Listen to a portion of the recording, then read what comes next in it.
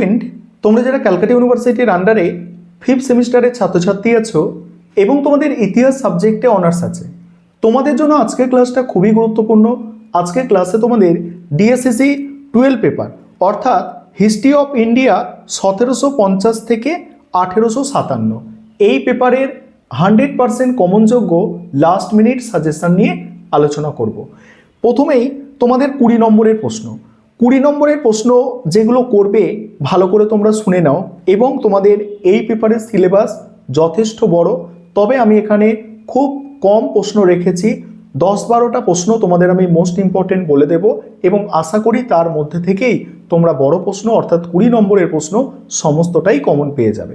এবারে তোমরা বলতে পারো স্যার এত প্রশ্ন কেন?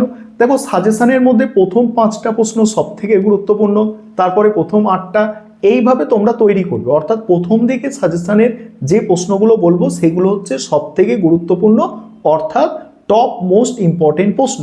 প্রথম প্রশ্ন শুনে নাও। প্রথম প্রশ্ন হচ্ছে 1857 সালে মহাবিদ্যের প্রকৃতি ও চরিত্র আলোচনা করো। এর সঙ্গেই আছে এটি কি কেবল একটি সিপাহী বিদ্রোহ ছিল? এটা হচ্ছে সব থেকে গুরুত্বপূর্ণ প্রশ্ন। আবারও বলছি, যেগুলো সব থেকে গুরুত্বপূর্ণ সেগুলো হচ্ছে প্রথমের দিকে আমি বলবো।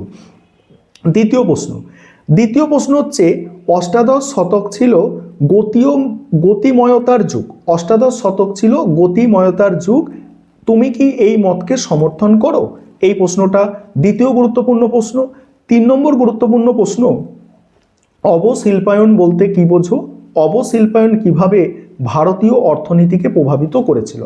আর তোমরা যারা ইংলিশ ভার্সনের স্টুডেন্ট আছো, তোমাদেরও চিন্তা নেই, তোমাদেরও আমি ইংলিশ ভার্সনের সাজেশনটা শেষে দেখিয়ে দেব, এবং আমাদের এই ডিএসসিসি 12 পেপার থেকে যে মক টেস্টের প্রশ্নপত্র তৈরি করা হয়েছে সেই মক টেস্টের প্রশ্নপত্রও তোমাদের দেখাবো। অর্থাৎ মক টেস্টের প্রশ্নপত্রে কি এই সাজেশনের মধ্যে থেকেও বাছাই করে প্রশ্নগুলো রাখা হয়েছে, একদম কম সংখ্যক সাজেশন সেখানে তোমরা পেয়ে যাবে। আগে তোমরা ফুল সাজেশনটা শুনে নাও। তাহলে 3 নম্বর প্রশ্ন অবশিল্পায়নের ওপরে বললাম। 4 নম্বর প্রশ্ন, হায়দার আলী ও টিপু সুলতানের অধীনে মহীশূর কিভাবে ইংরেজদের জন্য আশঙ্কার কারণ হয়েছিল? 5 নম্বর প্রশ্ন, মারাঠা রাষ্ট্রসংঘের পতনের কারণগুলি আলোচনা করো। 6 নম্বর প্রশ্ন, প্রাচ্যবাদ ও হিতবাদ মানে উপযোগিতাবাদ কিভাবে ঔপনিবেশিক প্রশাসন ও শিক্ষানীতিকে প্রভাবিত করেছিল? 7 নম্বর প্রশ্ন, মোস্ট ইম্পর্টেন্ট প্রশ্ন, সাঁওতাল বিদ্রোহের কারণ ও তাৎপর্য অর্থাৎ গুরুত্ব আলোচনা করো। 8 নম্বর প্রশ্ন, চিরস্থায়ী বন্দোবস্ত প্রবর্তনের পটভূমি ও কারণ কি ছিল? চিরস্থায়ী বন্দোবস্ত প্রবর্তনের পটভূমি ও কারণ কি ছিল? এই ব্যবস্থা কি সফল হয়েছিল? এটা 8 নম্বর প্রশ্ন বললাম। 9 নম্বর প্রশ্ন, রায়তওয়ারি বন্দোবস্তের প্রকৃতি ও গ্রামীণ সমাজে এর প্রভাব আলোচনা করো। 10 নম্বর প্রশ্ন, 1835 থেকে 1857 খ্রিস্টাব্দের মধ্যে শিক্ষানীতির প্রধান বৈশিষ্ট্য আলোচনা করো। মেঘলে থেকে আর কি উডের ডিসপ্যাচ পর্যন্ত আলোচনা করতে বলা হয়েছে। 11 নম্বর প্রশ্ন, সম্পদের অপসারণ বা ড্রেন অফ ওয়েলথ এর প্রক্রিয়া ও তাৎপর্য নির্ণয় করো।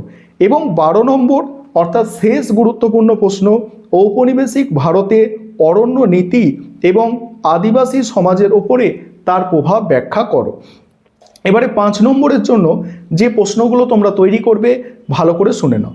আর এছাড়াও এই সাজেশনে যে প্রশ্ন আলোচনা করছি, এছাড়াও তোমাদের যদি কোনো প্রশ্ন মনে হয় খুব গুরুত্বপূর্ণ প্রশ্ন, আমি সাজেশনে হয়তো বলতে ভুলে গেছি বা আমি সাজেশনে রাখিনি, তোমরা অবশ্যই কমেন্টে জানাবে, সেটা আমি পিন করে দেব, সমস্ত ছাত্রছাত্রীরা সেটা দেখতে পারবে এবং বুঝতে পারবে। এবার 5 নম্বরের প্রশ্নগুলো শুনে নাও। প্রথম প্রশ্ন, 1765 সালে দিওয়ানি লাভের রাজনৈতিক ও অর্থনৈতিক তাৎপর্য কী? দ্বিতীয় প্রশ্ন, লর্ড ডালহৌসির শর্তবিলোপ নীতি এর প্রয়োগ ও অভিঘাত বিশ্লেষণ করো।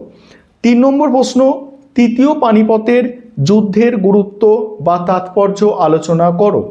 4 নম্বর প্রশ্ন, উডের ডিসপ্যাচ সম্পর্কে সংক্ষিপ্ত টিকা লেখো। এবং 5 নম্বর প্রশ্ন, মেকলে মিনিটের তাৎপর্য কী ছিল? তারপরে 6 নম্বর প্রশ্ন। 6 নম্বর প্রশ্ন হচ্ছে সম্পদের বহির্গমন বা ড্রেন অফ ওয়েলথ বলতে কি বোঝো? 7 নম্বর প্রশ্ন, 1770 সালে মর্মান্তরের কারণ ও প্রভাব আলোচনা করো। নেক্সট 8 নম্বর প্রশ্ন, অধীনতামূলক মিত্রতার নীতি সম্পর্কে টিকা লেখো। এবং 9 নম্বর প্রশ্ন, বাংলার সংস্কৃতির ইতিহাসে ডিরোজিয়ান বা নব্যবঙ্গ দলের অবদান আলোচনা করো। 10 নম্বর প্রশ্ন, রাজা রামমোহন রায়কে আধুনিক ভারতের জনক বলা হয় কেন? এবং 11 নম্বর, মহারানীর ঘোষণাপত্রের তাৎপর্য আলোচনা করো। এবং 12 নম্বর অর্থাৎ শেষ গুরুত্বপূর্ণ প্রশ্ন, 1813 খ্রিস্টাব্দে চার্টার অ্যাক্টের গুরুত্ব কী ছিল? এবারে তোমরা ইংলিশ ভার্সানের সাজেশান এবং তোমাদের এই ডিএসসিসি 12 পেপার থেকে যে মক টেস্টের প্রশ্নপত্র তৈরি করা হয়েছে এগুলো একটু দেখে নাও। তোমরা যারা ইংলিশ ভার্সানের স্টুডেন্ট আছো, এবারে তোমরা সম্পূর্ণ সাজেশানটা দেখে নাও। আমি স্ক্রল করে যাচ্ছি, প্রতিটা প্রশ্ন বাংলায় লেখা আছে, তার নিচে ব্র্যাকেটের মধ্যে ইংরেজিতে লেখা আছে, এবং যেগুলো স্টার চিহ্ন দেওয়া আছে এগুলো হচ্ছে সবথেকে গুরুত্বপূর্ণ প্রশ্ন। দেখো আমি সম্পূর্ণ সাজেশানটা স্ক্রল করে যাচ্ছি, তোমরা যারা ইংলিশ ভার্সানের স্টুডেন্ট তোমরা দেখে নাও। এবং এগুলো 5 নম্বরের প্রশ্ন যাচ্ছে। এরপরেই তোমাদের আমি মক টেস্টের প্রশ্নপত্রটা দেখিয়ে দেবো, অর্থাৎ তোমাদের এই পেপারের মক টেস্টের প্রশ্নপত্র যেটা তৈরি করা আছে।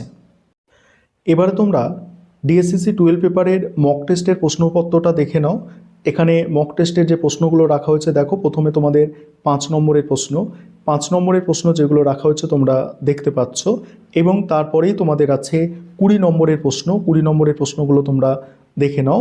এবং তোমাদের জন্য সবথেকে গুরুত্বপূর্ণ হচ্ছে এগুলো, অর্থাৎ তোমাদের মূল সাজেশান থেকে বাছাই করে এই মক টেস্টের প্রশ্নপত্র তৈরি করা হয়েছে। এবং এটা হচ্ছে তোমরা যারা ইংলিশ ভার্সানে স্টুডেন্ট আছো তোমাদের জন্য সম্পূর্ণ মক টেস্টের প্রশ্নপত্র দেখো।